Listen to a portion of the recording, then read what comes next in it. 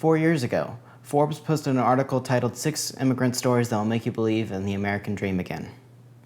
The accounts in this article are incredible anecdotes of perseverance, determination, and hope. For example, take the story of Thomas Peterffy. Peterffy was born in 1944 in the basement of a hospital in Budapest during the Soviet occupation of Hungary. Throughout his life, Peterffy sought freedom from his home country, specifically freedom found in America. Throughout his early life, Peterffy worked so he could get to the point in which he could get to America, and finally he received a visa to visit family in West Germany, and from there he was able to buy transport to New York. When he arrived in 1965, he had nothing. All of his worldly possessions fit into one suitcase. He didn't have any money, he didn't speak any English. After he arrived in 1965, he eventually found a job as a draftsman. Then, when his firm bought a computer and no one knew how to program it, Peterffy tried his hand and was able to get a job as a programmer. He then saved $200,000 and pioneered a company that was one of the first in electronic stock trading. After that, he founded another company called Interactive Brokers Group. His current net worth is estimated to be $12.6 billion. Thomas Peterffy's story is emblematic of the American dream. He started from absolutely nothing, and through sheer force of will was able to improve his life. America is famous for stories like these. Its widely known promise of a better life has propelled its image as the ultimate place to escape poverty. Even today, access to opportunity in America seems better than ever before. But what even is the American dream in today's context? According to Atlantic, historian James Truslow Adams coined the term in 1931. In his book, The American Epic, he described it as that dream of a land in which life should be better and richer and fuller for everyone, with opportunity for each according to ability or achievement. Essentially, Adams proposed that our society has a unique guarantee of meritocracy. If you work really hard, you can achieve a better standard of living for you and your family. For decades, our country has prided itself on its theory of social mobility, this guarantee of meritocracy, this promise of a better life across the horizon. I think it's well established that the American dream is a cornerstone of our nation's identity. However, our beliefs in the American dream do not necessarily match the American reality. Whenever we talk about the American dream, we either use cherry-picked rags-to-riches stories or broad platitudes. The average discussion of the American dream never really uses hard, specific evidence. So I decided to look at the data and see if the American dream is actually evident in our society. I now present to you my findings. I decided to first research the institutions that I believe are necessary for equal opportunity and social mobility, including access to health care, education, and income. First, access to health care. The United States, unlike any other developed nation in the world, does not have a universal system. We have a private-based system, which means that the burden of cost lies on employers and individuals. In recent decades, that burden has increased, as healthcare prices rise faster than the rate of inflation, and with very little change in quality of care.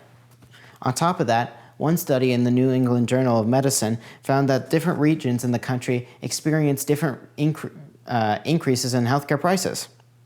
For example, the study found that while healthcare prices increased in San Francisco by 2.4%, they increased as much as by 3% in Boston and 5% in Miami.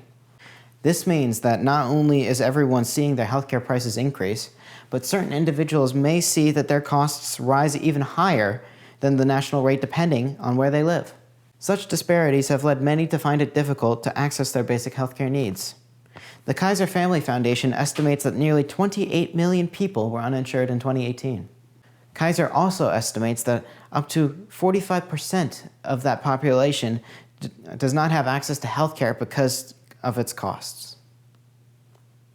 As for education, one study in 2018 found that while participation in higher education has increased over time, the amount of opportunity in such education has decreased for certain minority groups. Education is a key asset for accessing opportunity in America, but increasing tuition costs and decreasing opportunities have led many to be short-handed. As for income, America currently struggles with a great deal of inequality. According to Pew Research, America has the highest amount of income inequality among the G7 countries. The article goes on to say that the gap between the rich and the poor has doubled over the period between 1989 and 2016. In a period of just 27 years, including the greatest economic downturn since the 1930s, the rich were able to sustain their stranglehold on national income and increase it.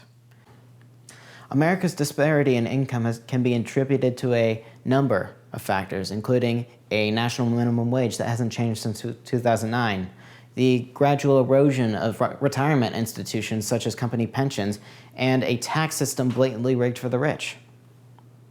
Altogether, access to economic opportunity is increasingly hard to find in America. So far, it seems that the facts don't support the theory of the American dream. Now, some may say that despite these broken institutions, social mobility is still possible. While it may still be possible, we can't keep telling ourselves that it's so easy.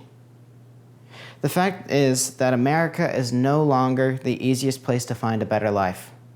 A 2016 study by Stanford ranked 24 countries in terms of social mobility. America ranked 16th out of 24. We weren't in the top 5, let alone the top 10. America was even ranked lower than Pakistan, which ranked 14th. In a study by the Brookings Institute that compared 9 countries using the same metrics, America placed last in terms of social economic mobility. Why are we ranked so low? If our country is supposed to be the greatest place of meritocracy on earth, then why do we have trouble placing in the top 10 in terms of social mobility? With all this in mind, we must ask the question, is the American dream still a realistic, attainable goal? Or is it a myth we've peddled in our minds to ignore the blatant reality of rampant inequality? Unfortunately, the data seems to point towards the latter conclusion. For decades, we have convinced ourselves that America is a place of individualism and opportunity. All you have to do is pull up your bootstraps and work really hard, and you can achieve whatever you wish. However, the hard reality is that nobody can make it on their own. Now, the fact that the American dream isn't as real as previously thought is not something we should feel bad about. It's something we should work to improve. Whenever the conversation turns to healthcare, education, or income reform, certain groups peddle the narrative that government assistance will do nothing to encourage people from climbing, and that they should simply just work harder. Their side of the argument promotes the American dream as something that can only exist in the form of individualism, something that government assistance would only taint. Such conversations reveal the ultimate irony of the American dream. The fact that our inherent belief in it as an absolute prevents us as a society from implementing policies and programs that would actually facilitate it. Instead of actually addressing the issue of the American dream, we put faith in the spirit of individualism and grit and believe that it alone is enough to move up. If we want to live up to the promise of the American dream, we must first admit that we are not the haven of equal opportunity that we once were. From there, we can begin to attain real progress. Accessible healthcare, expanded education opportunities, and income equality can only be achieved by first realizing that people need help and they aren't getting it.